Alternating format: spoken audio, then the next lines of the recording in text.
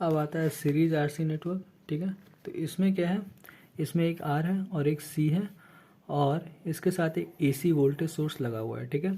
तो अब यहाँ पे देखो, इसके अक्रॉस जो वोल्टेज डेवलप होगा उसको वी आर बोलेंगे और इसके अक्रॉस जो वोल्टेज डेवलप होगा उसको हम लोग क्या करेंगे। अब देखो ये जो चीज़ है ये तुम्हारा कम्प्लेक्स वोल्टेज है, ठीक है। कम्प्लेक्स क्यों है, क्योंकि ये जितना वोल्टेज सप्लाई करेगा, मतलब जितना वोल्टेज इस सोर्स के कारण यहाँ पे डेवलप होगा, डेवलप होना चाहिए, उससे ज़्यादा वोल्टेज एक्चुअली में यहाँ पे प्रेजेंट होगा उस पर्टिकुलर इंस्टेंट पे। क्यों, क्योंकि ये तुम्हारा एनर्जी स्टोरिंग डिवाइस है और ये कुछ ना कुछ इसका पास्ट एनर्जी भी होगा, ठीक ना।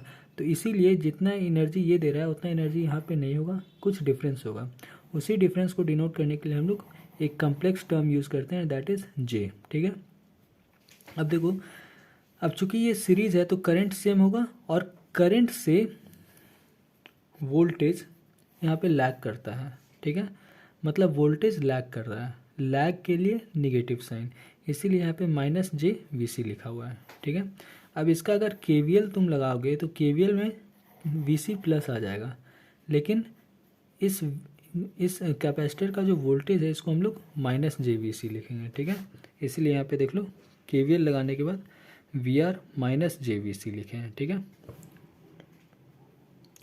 अब यहाँ पे माइनस साइन क्यों आया, तो देखो V, इसका वोल्टेज माइनस जे वी सी कैसे आया, तो वोल्टेज होता क्या है I इंटू आर, ठीक है। तो इसका जो रिएक्टेंस है R के जगह पे क्या होगा रिएक्टेंस, क्योंकि एसी सर्किट है, तो इसका जो रिएक्टेंस है उसको कैसे लिखेंगे एक्स सी, ठीक है। तो एक्स सी तो तुम्हारा एज इट इज़ रहेगा, उसमें कोई साइन नहीं आएगा, लेकिन जो करंट है उसका साइन आ जाएगा माइनस। क्यों, क्योंकि करंट यहाँ पे लीड करता है, इसीलिए लीडिंग करंट को हम लोग मतलब वोल्टेज को हम लोग माइनस जे के साथ रिप्रेजेंट करते हैं, ठीक ना। तो ये जो चीज़ है माइनस जे, ये तुम्हारा करंट के कारण आया है, ठीक ना। ये होगा केवीएल, ये मैग्नीट्यूड, ये इसका एंगल, ठीक है। उसी तरह से इसका भी इम्पीडेंस होगा, तो इम्पीडेंस का भी मैग्नीट्यूड एंगल, ठीक है।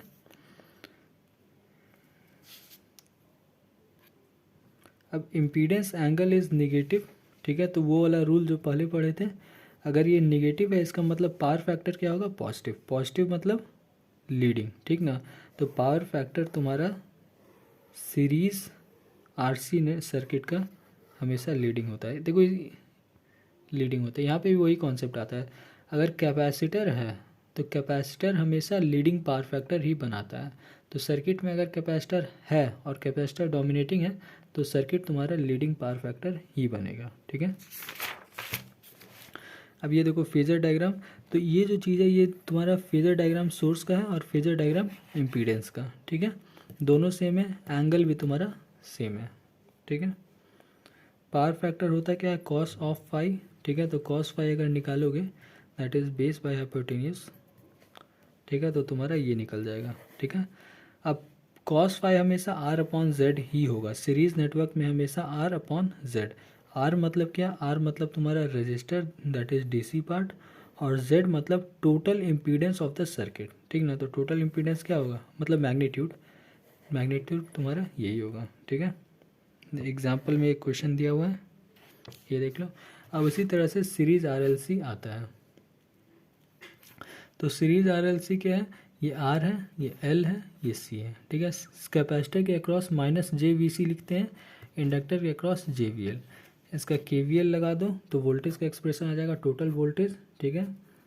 उसी तरह से तुम्हारा वोल्टेज का मैग्नीट्यूड भी निकल जाएगा, मैग्नीट्यूड और वोल्टेज का एंगल भी। उसी तरह से इम्पीडेंस भी निकाल देंगे, इम्पीडेंस का मैग्नीट्यूड, इम्पीडेंस का एंगल, ठीक है। अब आता है फेजर डायग्राम, ठीक है। तो फेजर डायग्राम में दो सिनेरियो लेना होगा, दैट इज़ पहला कि इंडक्टर बड़ा है कैपेसिटर से, कहने का मतलब इंडक्टर एक एलिमेंट है, उसका एक कैपेसिटी होगा और वो कैपेसिटी बड़ा है विथ रेस्पेक्ट टू कैपेसिटर। अब देखो इंडक्टर कैपेसिटर अलग अलग प्रॉपर्टी शो करता है, लेकिन एनर्जी कांस्टेंट होता है, मतलब ये इतना एनर्जी कंज्यूम करेगा, कैपेसिटर इतना, ठीक ना। तो energy storing capacity of inductor is greater here in case 1 and energy storing capacity of inductor is smaller in case 2, ठीक है। तो जब इंडक्टर का एनर्जी इंडक्टर का एनर्जी ज़्यादा होगा सर्किट में, तो उस समय क्या होगा, इंडक्टर तुम्हारा डोमिनेटिंग होगा। और जब इंडक्टर डोमिनेटिंग होगा तो इंडक्टर में कौन सा होता है, लैगिंग पावर फैक्टर, ठीक है। तो इसका जो फेजर डायग्राम बनेगा वो भी लैगिंग पावर फैक्टर, ठीक है। यहाँ देखो करंट लैग कर रहा है वोल्टेज से, इसका मतलब ये लैगिंग पावर फैक्टर, ठीक है। ये क्या है, इसमें तुम्हारा कैपेसिटर का एनर्जी ज़्यादा है और कैपेसिटर लीडिंग पावर फैक्टर बनाता है, तो इसका मतलब ये डोमिनेट करेगा। और देखो करंट तुम्हारा लीड कर रहा है वोल्टेज से, तो इसका मतलब इस केस में तुम्हारा सर्किट एक लीडिंग पावर फैक्टर की तरह बिहेव करेगा, ठीक है। और पावर फैक्टर का वैल्यू क्या होगा, R/Z, मतलब DC divide by total impedance, ठीक है। पावर फैक्टर दोनों सेम ही होगा। अब जब बात करते हैं कि कैपेसिटर और इंडक्टर दोनों सेम एनर्जी लेवल का होता है, उस समय क्या कंडीशन होता है, तो सबसे पहले देख लो R/Z पावर फैक्टर होता है, तो Z क्या हो जाएगा तुम्हारा नल Z तुम्हारा R ही हो जाएगा, मतलब 1/1, नहीं सॉरी Z तो 0 हो जाएगा, उस समय पावर फैक्टर क्या हो जाएगा, 1 हो जाएगा, यूनिटी, ठीक है। अब आता है VL इज, जब ये कंडीशन होता है तो देखो V = I × R, R मतलब X, ठीक है। तो यहाँ पे हमें क्या मिलता है, इस फॉर्मूला से क्या मिलता है, ω0² = 1/L × C, that is ω = LC। Omega को क्या बोलते हैं, ओमेगा को बोलते हैं रेजोनेंस फ्रीक्वेंसी, ठीक है। रेजोनेंस फ्रीक्वेंसी = 1/√LC, ठीक है, रेडियन पर सेकेंड। रेजोनेंस का मतलब क्या होता है, रेजोनेंस का मतलब टू एंड फ्रो मोशन, मतलब दो वैल्यू में सिस्टम ऑस्किलेट कर रहा है, मतलब पहले सिस्टम पहला वैल्यू पे आ रहा है, फिर थोड़ा देर के बाद दूसरा वैल्यू, फिर पहला, फिर दूसरा, ऐसे ही करते रहेगा, ठीक है। अब इसमें रेजोनेट किस पे करता है, तो देखो ये जब VL = VC, that is third case होता है,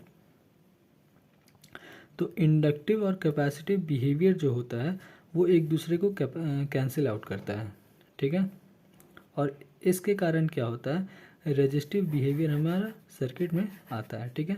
अब कैसे कैंसिल आउट करता है, तो जैसे देख लो जितना करंट लैग होगा इंडक्टर में, इंडक्टर क्या करता है, लैगिंग सर्किट बनाता है, तो जितना करंट को लैग ये करेगा उतना ही करंट को लीड कर देगा कैपेसिटर। तो करंट जितना लैग हुआ था, मतलब वोल्टेज से करंट जितना पीछे हुआ था उतना ही आगे हो गया, इसका मतलब क्या हुआ, वोल्टेज और करंट सेम फेज में आ गया। जब सेम फेज में आ गया तो ये ऐसा बिहेवियर कहाँ मिलता है, रेजिस्टिव सर्किट में। इसका मतलब इंडक्टर और कैपेसिटर होने के बावजूद तुम्हारा सर्किट में वोल्टेज और करंट सेम फेज में है, ठीक ना, इसका मतलब पावर फैक्टर यूनिटी, ठीक ना। तो यही तुम्हारा रेजोनेट कर रहा है, मतलब करंट जो पीछे हो रहा है वो बार बार आगे भी हो जा रहा है, फिर पीछे, फिर आगे, ऐसे करके रेजोनेट कर रहा है, ठीक ना। इसीलिए वोल्टेज और करंट तुम्हारा सेम फेज में हमेशा बना हुआ रहता है।